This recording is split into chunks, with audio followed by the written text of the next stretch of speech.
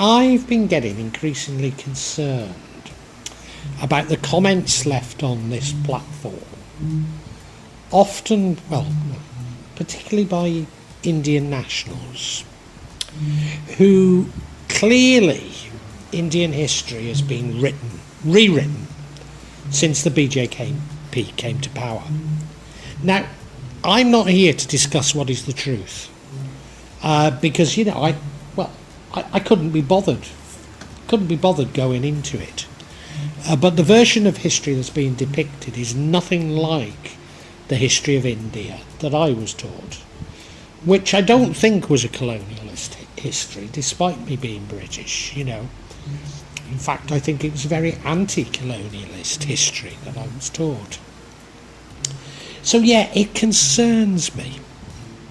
Maybe not as much, however, as the rewriting of history by a country in the Middle East, whose name I don't think I can even mention the name of the country, nor indeed the religion of the majority of the people who live in that country, for fear of being demonetised. But they seem to have been rewriting history for decades now.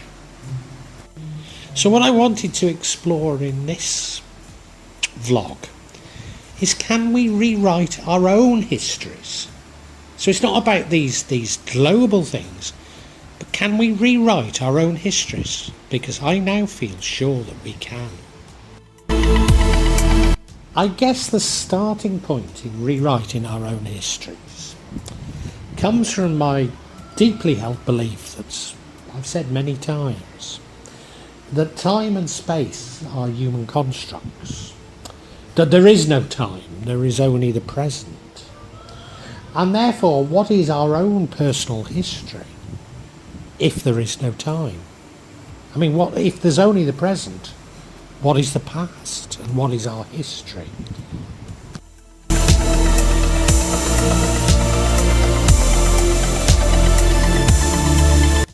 Well, the starting point to what I'd like to illustrate is that I went to Bali on holiday for the whole of February, but on my very first night I suffered from a heart attack.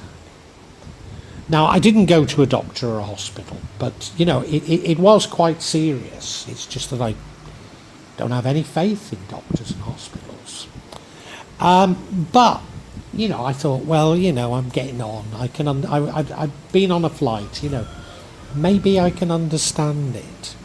And then a little later, I became aware that I was possessed, or it felt like some black magic had been done against me. And most pronounced was that one night in my hotel, I was lying in bed, and I was aware of somebody or something lying next to me.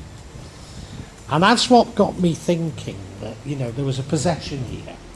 Now, I wasn't particularly alarmed because all that was going on has been going on for at least 12 years to me. And I firmly laid the blame on the Duke and brother. So whilst what I believed was that he'd sent malicious or malevolence to me, and it had been picked up on by a malevolent spirit in Bali. And, well, yeah, that's all it was. So I was certainly blaming the Duke and brother.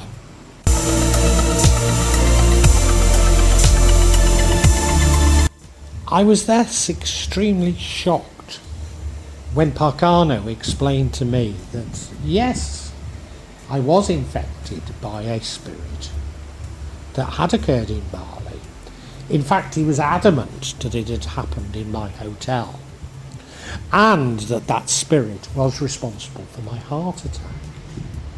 But what he was also very clear was that it had not been sent by black magic. It's something that I'd just picked up. This isn't the first time such a thing has happened in Bali to me, although this, according to him, was the most severe. Apparently what I'd picked up on was a ghost of a Balinese Hindu king, And that caused me real problems. Moreover, the king had a number of wives and concubines, and that my wife had been infected by some of these wives and concubines. And that was responsible for her having similar symptoms, not as severe as mine. She certainly didn't have a heart attack, but similar symptoms to myself. Now, I absolutely trust Parcano, and I really do believe that whatever he tells me, he himself believes. But what it got me thinking, and I'm not necessarily disagreeing with his interpretation of this, but I got to wondering if it is just one interpretation. Because you see, if you're thinking about my heart attack, and we'll return to that, but if you're thinking about my heart attack, there could be many explanations, many explanations as to why I had one. And the Enlightenment sort of teaching us that we have to look at what is the main reason, and that precludes all the others. Whereas pre-Enlightenment and in Eastern thinking, then the multiple explanations are a much more likely explanation in itself. So we don't have to go for the main explanation, but we see it as multifaceted. So therefore there can be multiple realities existing at once, if you see what I mean, and multiple histories, maybe you'd like to call it. You can see where I'm going now, can't you? Now, a further point of disagreement, or maybe divergence, between me and Parcano is that about 2 years ago I called upon Allah to help me out, because my wife was clearly suffering from black magic attacks, and I asked for Allah to bring karma to those who were responsible, and to punish me if I deserved punishing. And I've not been at all well for the whole of those 2 years. To say it cumulated in my heart attack would be putting it too strongly, because I still have quite bad rheumatism. But you see, this is another way in which, you see, Parcano doesn't believe that that's possible. But the mere fact that I believed it was possible could be a self-fulfilling prophecy, if you follow what I'm saying. What I mean is, we're all different, at least in what shapes our thinking. And therefore my reality is shaped by my thinking, which is different to your reality, and thus different to Parcano's. So could it be that both of us are right and wrong simultaneously?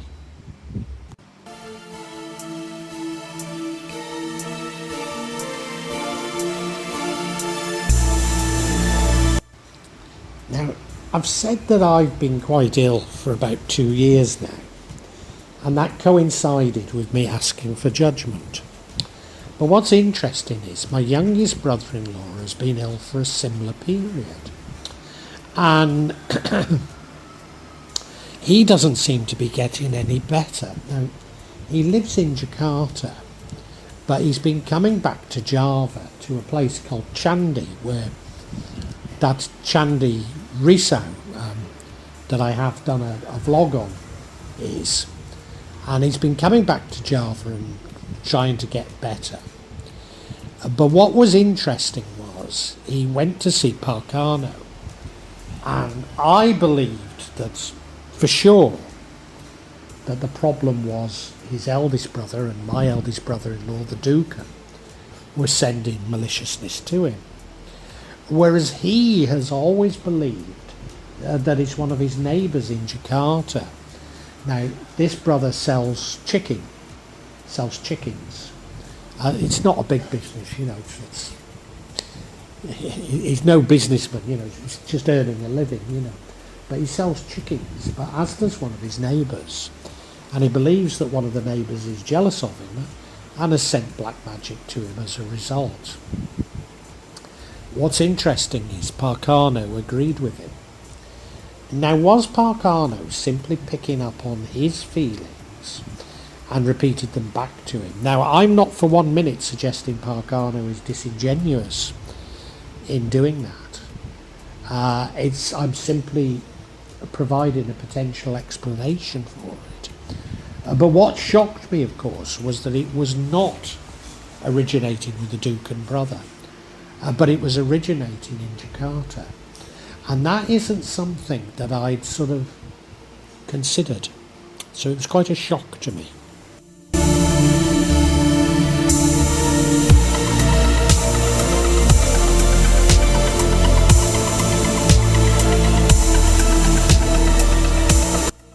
Now, my brother number 2 lives nearby Chandin, which is, where the youngest brother-in-law camps when he's in Java.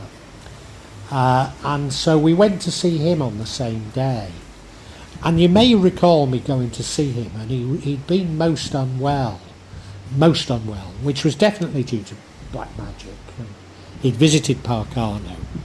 But I was absolutely convinced that his problems stemmed from my Duke and brother, his eldest brother. I'm totally convinced and sort of remained that way. He was very, very troubled. He was in a very bad way. And on the particular day that I'm thinking of, when I went to visit him, I put my hand on his head and I could feel that he was absolutely infected with something very, very strong indeed, and suggested he needed to go and see Parcano. Some months after that, he had a vision of his mother calling him to the grave, as it were. And so he came round to see us to say goodbye. But he's still alive. He's still alive. I didn't believe it was a foretale of death, but he and most people around him did see it that way. And as I say, he's still alive, thankfully. But unfortunately, rather like my wife when she lost her mind, the trauma has left him void of memory. He can't remember things. You can see on a photo, the video of him that's coming up, his mind is largely blank now. I don't think it's Alzheimer's. I did question the family a little about it, and I'm pretty certain we're not talking of Alzheimer's here. I think it's as a result of a trauma that he's buried the trauma, but with it a lot of other things.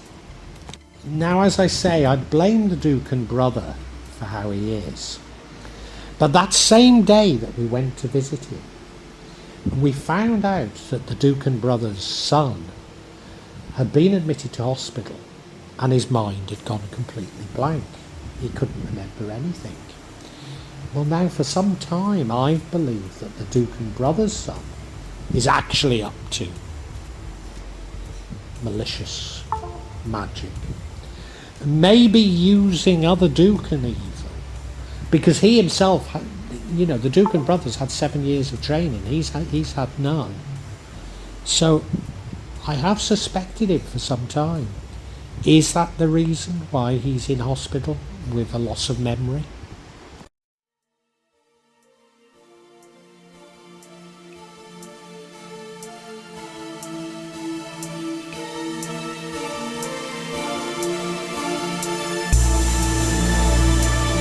Also on that very same day, we got some other news that was strange, to say the least. When I'd been in Bali the previous year, I came back with a very bad asthma. In fact, I was almost bedbound for 2 months with almost uncontrollable asthma. And now we did have an infestation of termites and had to have a lot of work done on that house. So there was a lot of termite dust around, which I blamed it on. And this is another of those, which is the correct histories, Something I've been doing for some time, because I know I've already been tipped off that ATMs in Indonesia are going to stop dispensing cash, clearly in an effort to get rid of cash. But it will be absolutely chaos, particularly in rural areas like where I live, because the phone coverage isn't good enough for alternatives, quite apart from anything else. And based on the response of the Indonesian government to the health crisis, I don't trust them to come up with a proper solution for the general public. So I've been saving money at home, putting money at home. But when I came back from Bali the time before last, and as I say, I wasn't very well, I noticed that I was pretty certain that some money had gone missing. Couldn't have been 100% certain. It was around $1,000, maybe more. But then a few months later, a similar sum of money went missing. So we might be talking of as much as $3,000, even $4,000 in total had gone missing. And as I say, we were having work done on the house. So it was pretty clear it was one or two people. And what we heard this very same day, I shouldn't be laughing, but was that one of the people we suspected had had his hand amputated. Now this has got nothing to do with Sharia law. You know, I know if you read posts on this platform, people will be claiming the Sharia law in Indonesia. Well, there's only Sharia law on family issues in a small province called Aceh, which is far closer to India than it is to Java. So it's got nothing to do with that. No, the guy had picked up, I guess, a virus, I'm not sure what, but some sort of an infection from a rabbit. And that had caused him to have his hand amputated. But given that, you know, this is a Muslim country, then many people would see that as just dessert for him having stolen that money from me.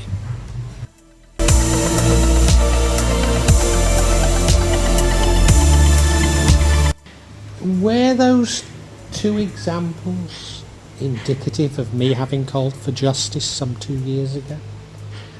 Because I've a distinct feeling that things are beginning to happen. Things are beginning to change completely for me. Now, I'm not here to convince you of one version of events or another version of events. I'm not even here to convince myself of it. What I'm arguing is that there are multiple versions, multiple histories, if you like. Some may be more valid than others, but we don't have to choose. They're just alternative versions, and that we should be considering all of them in our thoughts. Indeed, what I'm arguing is that each of these is like an alternative history, and that by changing the script of our history, we can literally change things. We can literally change our lives by changing these scripts, by thinking of things differently. We can completely shift our trajectory. Now, that was the important point for me, not which is the truth, because it seems to me that there are multiple truths. What is important is that these truths are attached to a moment in time, and by shifting the histories around, we can create a much more positive environment for ourselves, a much more positive world.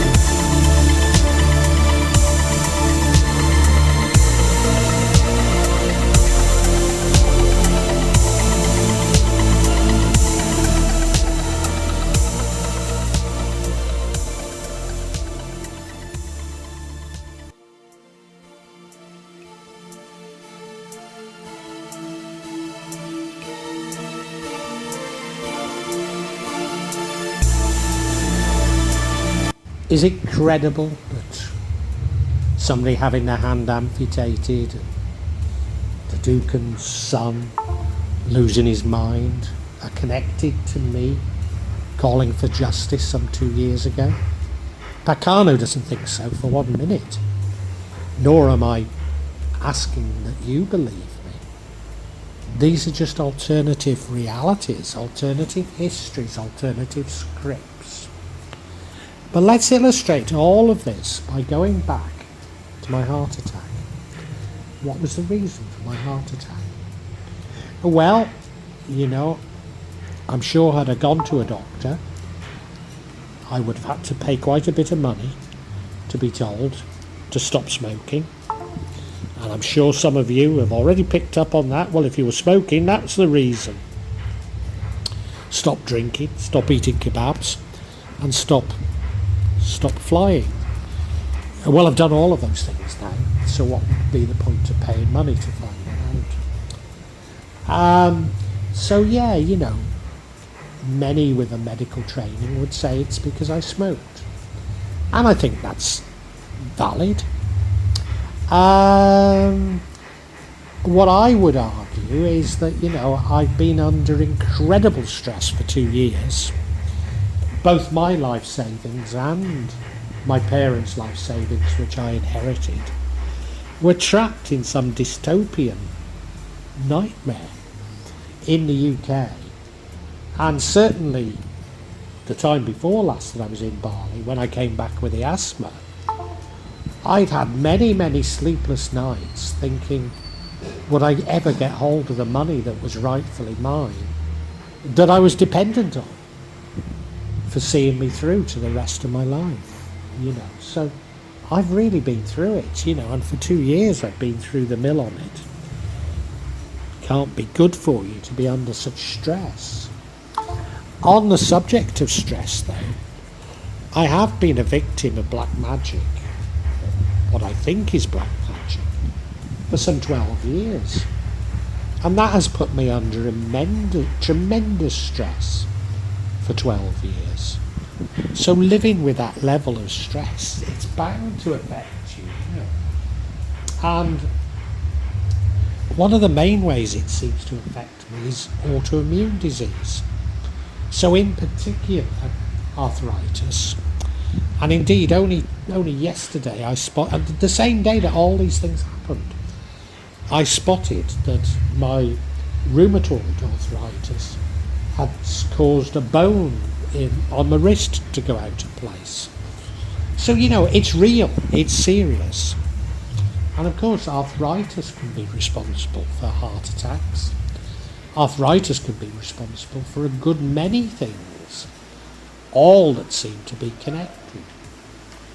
So what I'm really arguing is, whereas, as I say, people would latch on to smoking, I'm beginning to see all of these things as connected, and you can't say it was all this or it was all that.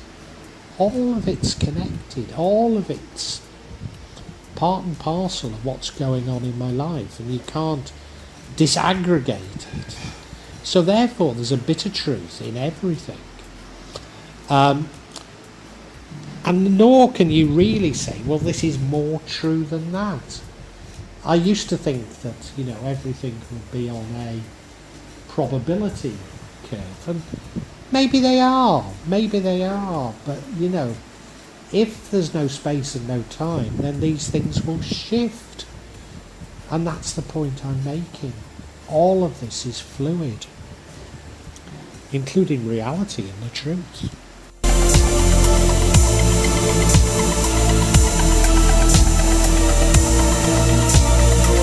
What I learned yesterday, and I already knew this bit, but we shape our reality through our thoughts. But our thoughts are tied to a historic moment. Therefore, we can change our reality by changing our history, by rewriting our history. And maybe that's what the BJP know. I'm certain it's what this country in the Middle East, that I dare not speak its name, already knows. Thus we can shift realities by rewriting our own personal history. And that was quite a profound lesson from yesterday.